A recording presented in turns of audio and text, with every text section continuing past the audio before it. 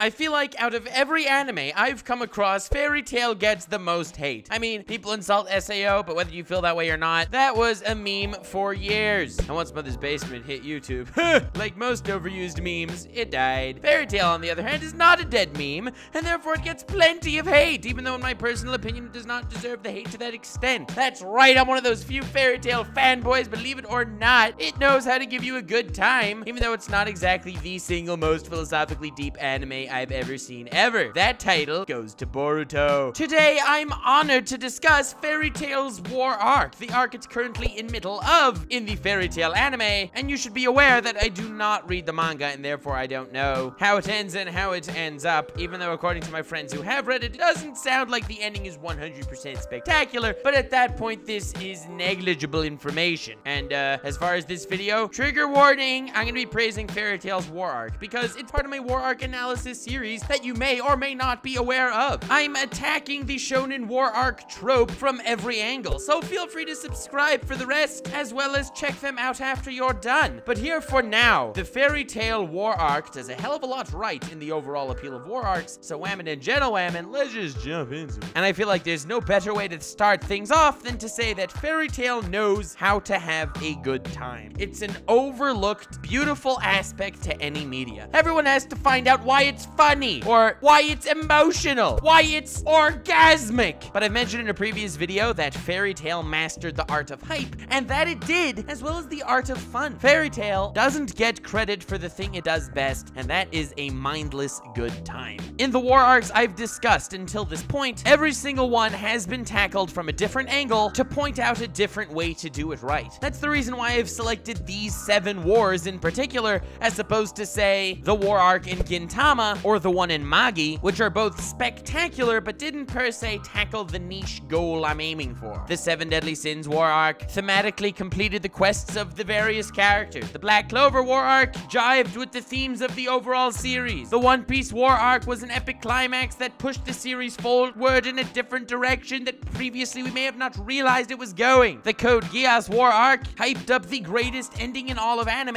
and the Berserk war arc highlighted the epicness of one of the greatest anime characters. Fairy Tail, which may be the last upload in this war arc series, tackles the final and most overlooked aspect of what makes a war arc great, and that is having a freaking great time. It does not aim to purely highlight the epicness of every individual character. Its purpose is not like Marineford to set the story in a different direction. Its purpose is to give you an amazing time watching it. And even though that sounds lame, it's the reality of the situation, and in all honesty, one of the reasons why I'm watching anime. Having a good time is underrated, and that's one of the first things you could quote me on that I won't be upset when you quote me on it. Very cool, fan base, very cool. Being that I don't know how it ends, but that's really not the point, I've mentioned every war arc has 3 aspects to it. It has the trigger to start off the war, it has the battles in the war, and it has the epic climax, which I won't be talking about here. These other 2 aspects, though, are done spectacularly. The trigger for the war, yes, it's the Great Alvarez Empire attacking Fairy Tail. Holy Flizzards, what are we gonna do? Yes,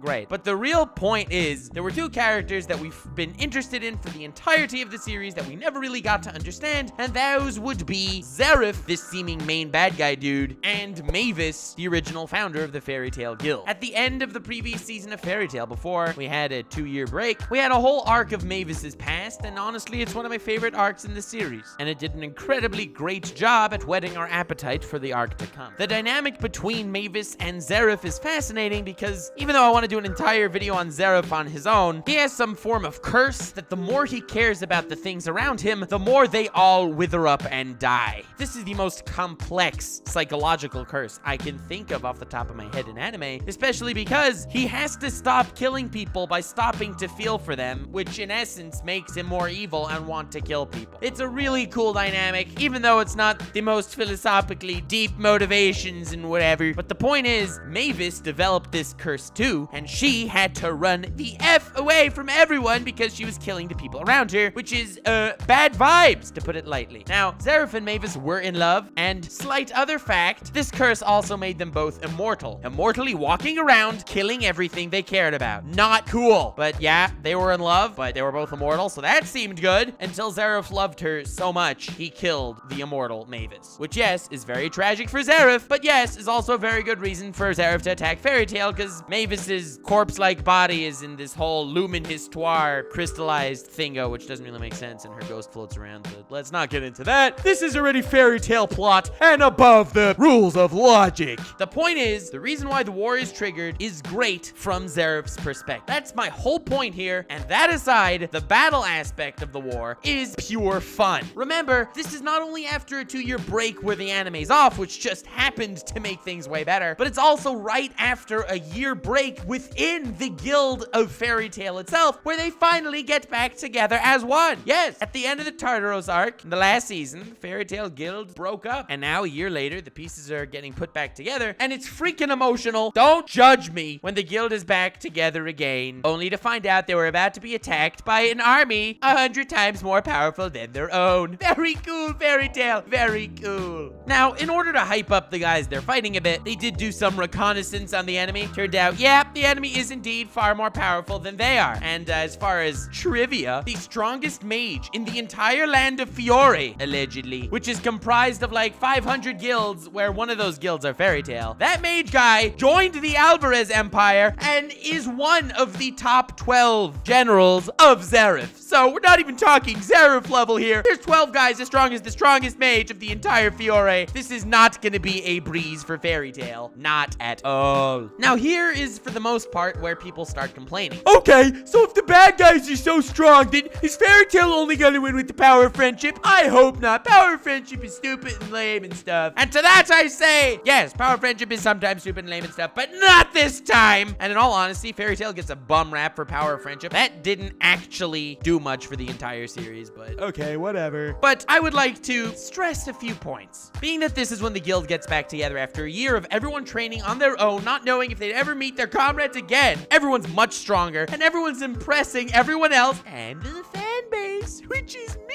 with all their cool new moves. For example, oh my god, enemy airship fleet is coming, but don't worry, because Freed has this enchantment barrier thingo that we haven't seen since the Thunder Palace arc, and goddamn is he a beast. Everyone's so hyped because Freed's a beast. Now, I wouldn't say Freed is anyone's favorite character, but at the same time, this is a blast from the past. It's been hundreds of episodes since we've seen his enchantments, and they pack even more of a wallop than they were initially used against the Fairy Tail Guild. And this just reminds you of the past epicness, which is one of the greatest things Fairy Tail does, especially in this war where every single member of Fairy Tail does their part and subscribes to impacts the war, even down to the lowest level of peoples. Like we have Gun Whammon with a gun. This is a gun that used to be used against them by the Phantom Lord Guild and now is currently being used by them, and by the way, it's freaking strong. Anyway, Urza's up fighting Sand Guy in the sky in an epic battle. Sand Guy is one of the 12 and has very nicely kicked their asses in the past. After much fighting, where Urza is far weaker than Sand Guy, whose name I won't be bothered to remember, the power scaling is actually kind of on point, scary as that sounds. Urza is still weaker than Sand Guy. She finds out that the way to deflect one of his sand attacks is with a wind sword that blows it away, and the only way to attack him, since he decays everything that hits him by sucking out its moisture, is with a water sword. So with these two, a viable offense and defense against Sand Guy, it seems like she actually may take the upper hand. Yes, I appreciate that Sand Guy's abilities were basically copied off crocodiles from One Piece, but that's irrelevant, I tell you. It's not like anything from Fairy Tail ever copies One Piece, right? Red-haired Shanks, Gildarts, very cool. But after it seems like Urza has the upper hand, he uses Epic Sandstorm thingo, which blows everything around and reduces visibility as well as kicks Urza's ass. So Urza switches to Ultra Shining Armor thing, which makes an Ultra Shine. This Ultra Shine is picked up by Gun Whammon far away and decides, okay, I guess that's where Urza wants me to blast, and kablooey, that's how they beat Sand Guy, one of the 12. This is a fight scene that I love on the superficial level. It had the backs and forths, it kept the power scaling intact, there was no power of friendship. But was there no power of friendship? Because in fact, it was due to the friendship of Urza and Gun Whammon that she knew that amidst the sandstorm, Urza's beacon was for her to fire, and in turn, Urza knew that if she would make this light, Gun gun whammon without any prompting of this technique, being that no one saw the sandstorm coming, would still fire at this point so she could get out of the way and it could hit Sand Guy. That's power of friendship done right, and that's the bonds in the guild that we've come to love. Again, I know it sounds corny and shiz, but the reason why this war arc is great is because it's all callbacks to one point, and that is how awesome the Fairy Tail Guild is. Not necessarily in power, but in terms of friendship. Oh my god, this is so corny. Do y'all remember Ichiya? Ichiya, you know the meme guy, the guy who says, "Man," whenever he sees anything because he's sexist? I personally love him, and it was always one of my favorite characters because of just how funny he is. Now, he's a top member of the Blue Pegasus Guild. They borrowed his airship to save their friends from the Alvarez Empire in the past, not the point. Now, this airship is like his baby, so he tagged along, but also because he's a meme character, everyone totally forgot about him, and he ended up saving the Thunder Legion from robot fuds. He's not very strong, and he's not the smartest creature I've ever laid my eyes on, but manly he is! And he ends up throwing his beloved airship thing into the line of fire of this big laser blast, protecting the Fairy Tail Guild. And with that, he sets off a beacon to all the other guilds that are acquaintances of Fairy Tail, saying that, guys, let's go help. Now, these guilds and the members within are friends that we've made a long time ago. Ichiya being example A. He met up with them a long time ago when they were up against the Arashi Unsace, this powerful dark guild or whatever, but that's not the point. They ended up saving Ichiya. They ended up becoming friends with Ichiya. Ichiya's a man, and he calls upon all these other guilds that they've also grown to know after a long time. Lamia Scale has a bunch of members that used to be friends with Gray before he ever met up with Fairy Tail, who lost their way and ended up becoming evil and became good again and joined that guild. We have the Sabretooth Guild, who used to be all sorts of antagonistic towards Fairy Tail during the Grand Magic Games, but have since come to respect them and owe them a great deal. So they're happy to join as well. It reopens all the old emotional moments throughout the entirety of the Fairy Tail series and throws them together into this war.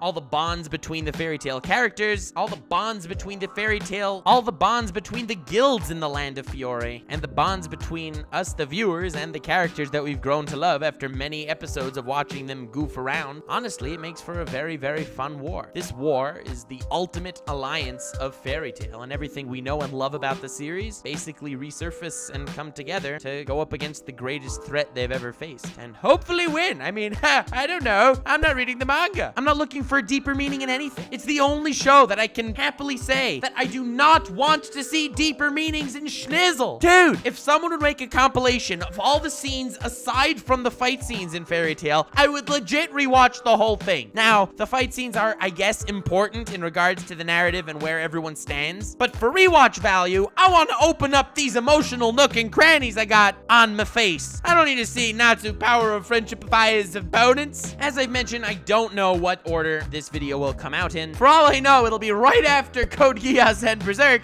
and if that's the case, it would be hilarious that I go from two of the deepest ideological war arcs in the history of anime to the least ideological war arc in the history of anime. Pretty terrifying, huh? I thought so. But in any case, I have to say, Fairy Tail, despite all the flaws, it knows how to give you a good time. And in all honesty, sometimes something simple like that is not a travesty. I like Fairy Tail for what it is, and I like this war arc for what it is as well. It's a war arc done right, at least so far. I have not seen the ending in my book because it takes all the numerous reasons for why I connect to the Fairy Tail series, puts them all together, and slaps you with them all at once. Whammon and Gender Whammon, I hope you enjoyed this video. It is either my second last or last video in my war arc analysis series. I highly urge you to check out all the rest. If you did enjoy, feel free to leave a like and subscribe, and on to new and better horizon. Also, feel free to check out my Life is a War Arc merch. That would be dope too. Also, let me know if you want more Fairy Tail videos, because none of that is actually off the table. But that said, remember to stay weird, fam, and it means so much more now.